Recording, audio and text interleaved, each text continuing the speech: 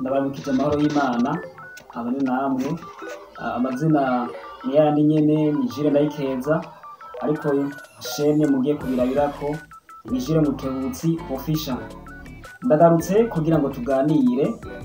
Ikiganiro si kinini cyane, sinza kubarambira nkuko tubimenyereye, kuko ndabizi neza ku mwanya amafaranga, abandi bakavuga ngo amafaranga ni umwanya.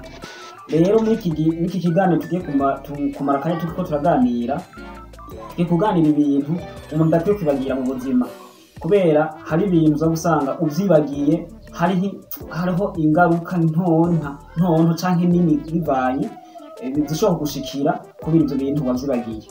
Ivyo bintu utokwibagira ni ibihe? Mbega wibaza ko vyoba ari ibihe? Hari ibintu umuntu adakwiye kwibagira mu buzima canke muri urugendo, mu gihe aba ari kumwe n'abandi canke aba ari wenyine wanashima, kubera ko uza gusanga mu gihe yovyibagira bimugirira ingaruka mu buzima bwiwe. Ivyo bintu tugiye kurabira hamwe si bindi, ni ibintu abanditsi b'ibitabo bagenda baduhanura bati ntimwibagire ibintu mu buzima. Asumwe ariko ni benshi. Rero hari uwavuze ati imbere y'uko uvuga banza wumvirize. Imbere y'uko uvuga banza wumvirize. Imbere y'uko ushobora gusohora ijambo banza wumvirize neza kwanza, canke wishure. Imbere y'uko wishura umuntu banza wumvirize.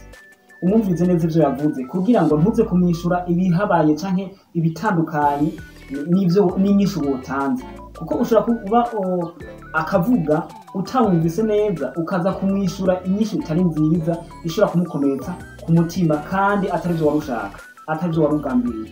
Mu bisanzwe rero, imbere y'uko wishura umuntu banza umwumvirize, mbega avuze iki, mbega ibi avuze bisigura iki, kugira ngo twirinde amakimbirane canke twirinde gukomeretsanya umuntu, ntumukomeretse kuvyo aba yakubwiye. Ica kabiri bavuga bati imbere y'uko uca urubanza banza umenye amakuru yose, ubanza umenye inkuru yose. Mbega imbere y'uko ubwira umuntu uvuga ati yuvuge rero bimeze uku nuku vyagenze uku nuku, numva vyogenda uku nuku, banza umenye mbega ibi bintu vyagenze gute kugira ngo bishike ngaha, kugira ngo bigende uko vyari vyaciye hene.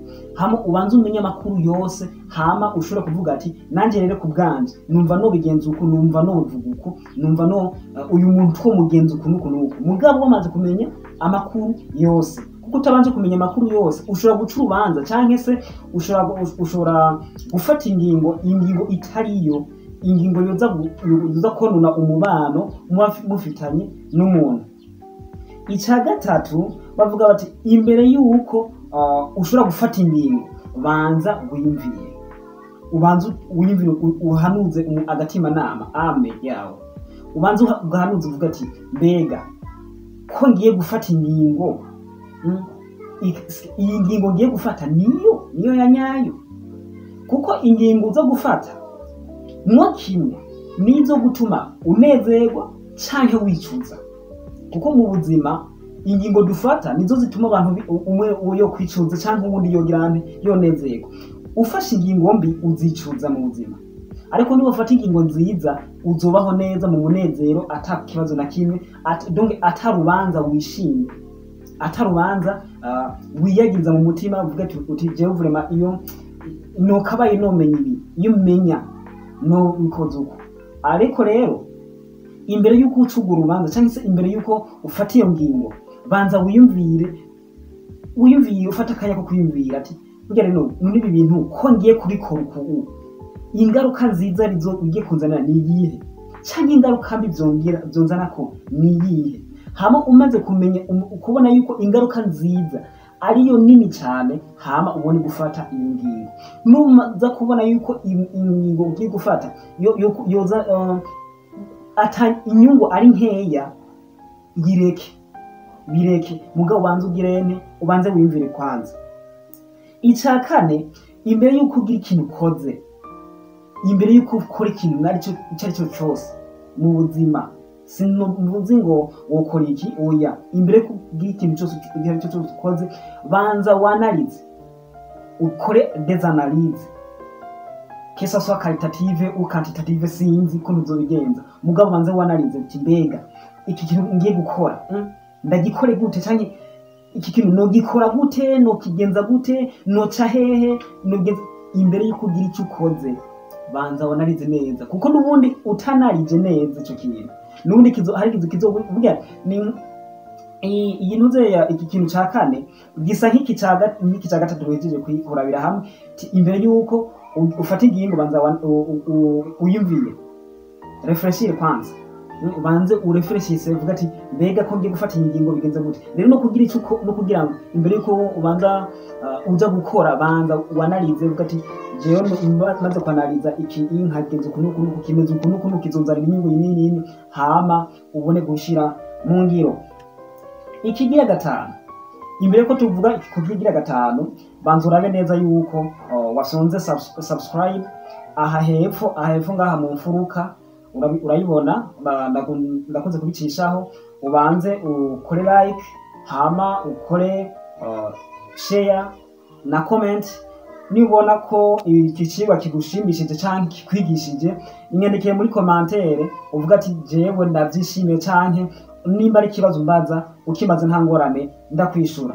Hama icya gatanu sikindi kivuga kiti imbere yuko unanirwa canke imbere yuko uyamanika banza ugerageze kwanza avant d'abandonner essayer il faut essayer quand même.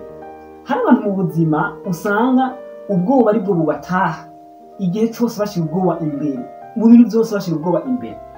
Sinzi uburaho numvise babivuga ngo ntayitinya itarungurutse igakuba nk'ingwe nta muntu numwe ntipfa gutinya icyo aricyo cyose. Burya ingwe igiye gufata ikintu canke inibwo icore ikintu kiyiturumukiye ibanza kwanariza kwanza ikavuga ati iki kintu kinshikiye ni giki ikabanza ikagerageza ikagwana. Mu buzima ntugahure n'ingorane kanaka canke n'akabazo kanaka hamucu urondera kwibuka kuvayo kuko mu buzima tugenda turagwana uhura n'umudugo ugahura n'umumanuka ugahura n'ahantu hateze ugahura n'amabuye ugahura n'ivyondo banza ugerageze imbere yuko uhunga ico kibazo banza ugerageze uvuga ati mbega nogikemura ushobora kugikemura hama niba utoshobora kugikemura saba ubufasha kubona ugishobora kugikemuza hama bigene neza mugabo kamene ubanza ugerageze avant d'abandonner essayer banza ugerageze hama bigene neza sinobarambira ariko wumve yuko ibi bintu ni ivy'ingenzi ni ibintu by'akamaro mu buzima kuko mu gihe utabikurikije hari ibintu uzohomba wewe canke hari urugero kanaka rw'umunezero utazoshika ku buzima bw'iwawe. Rero sinobarambira reka nkomeze kubipfuriza amahoro y'Imana abane namwe aho uherereye sinzi ngo uri mu gihugu kihe kuko nkurikira ngo nabari mu gihugu bitandukanye haba mu Burundi je ndi mu Burundi haba muri Kenya haba mu Rwanda aho uri hose sinzi aho uherereye mugabo Imana ikumpera umugisha mu vyukora ikomeze kuzigama hama dukomeze koza turabana muri biganiro zohindura ubuzima canke zotuma umuntu amererwa neza. Murakoze cyane muheza giko.